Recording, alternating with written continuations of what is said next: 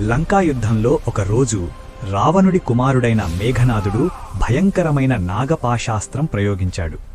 క్షణాల్లోనే అనేక సర్పాలు ప్రత్యక్షమై శ్రీరాముడితో సహా మొత్తం వానరసేనను బంధించాయి. అప్పుడు దేవర్షి నారదుడు సూచనతో విహంగరాజు గరుత్మంతుడు అక్కడికి వచ్చాడు. ఆయన రాకతో సర్పాలు భయంతో పారిపోయాయి. నాగపాశం చిన్నాభిన్నమైంది. రాముడు విముక్తి పొందారు.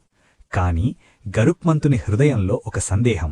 రాముడు నిజంగా పరమాత్మ అయితే నాగపాశంలో ఎలా చిక్కుకున్నాడు? ఆ సందేహంతో ఆయన పరమశివుణ్ణి ఆశ్రయించాడు. పరమశివుడు చిరునవ్వుతో అన్నారు, ఈ రహస్యం తెలుసుకోవాలంటే మహాజ్ఞాని కాకభుషుండిని కలువు. గరుత్మంతుడు కాకభుషుండిని కలిసి తన సందేహం చెప్పాడు. అప్పుడు కాకభుషుండి ఇలా ప్రారంభించాడు, గరుడా, ఇది భగవంతుని లీల. ఆయనకు బంధనం లేదు. ఆయన బంధింపబడినట్లు చూపించడమే భక్తుల కృపార్థం. రాముడు బాల్యంలో ఒకరోజు బెల్లం ముక్క తింటూ ఆడుకుంటున్నారు. నేను కొంచెం దూరంలో కూర్చుని ఆ దివ్యలీలలను చూస్తూ ఉండగా చేతిలో బెల్లం ముక్క పట్టుకుని నన్ను పిలిచాడు. రా, తిను. భగవాన్ స్వయంగా ప్రసాదం ఇస్తే దాన్ని వదులుకునే అభాగ్యుడెవరు? ఆనందంతో పరుగెత్తాను. కాని చేరగానే రాముడు ఏడవడం ప్రారంభించాడు. నేను వెనక్కి వెళ్లాను. మళ్లీ పిలిచాడు. మళ్లీ దగ్గరికి వెళ్లగానే మళ్లీ ఏడుపు. ఇలా 5-6 సార్లు జరిగాక నా మనస్సులో సందేహం. ఇతను భగవంతుడు కారు. భగవంతుడు తన భక్తుడితో ఇలా ఆటలాడతాడా? ఇతను నిజంగా పరమాత్మనేనా? అప్పుడే రఘునాథుడు తన చెయ్యి చాపి నన్ను పట్టుకోబోయాడు. నేను భయంతో 3 లోకాలు దాటి పరుగెత్తాను.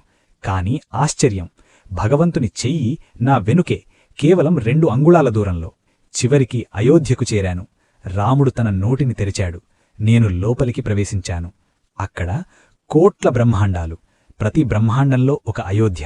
ప్రతి అయోధ్యలో రామజన్మనం. 100 కల్పాలు ఆయన ఉదరంలో గడిపాను. బయటికి వచ్చేసరికి బయటి కాలంలో కేవలం 24 నిమిషాలే. భగవంతుడి లీల అర్థమైంది.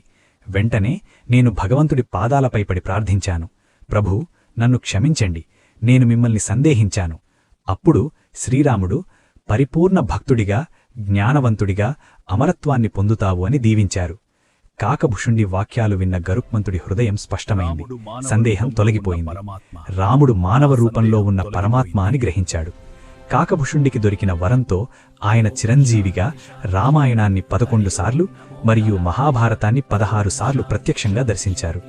అందుకే అంటారు, కాకి పిండం తింటే మన పితృదేవతలకు అది చేరుతుంది అని. ఈ వీడియో గనక మీకు నచ్చినట్లయితే జై శ్రీరామ్ అని కమెంట్ చేయండి.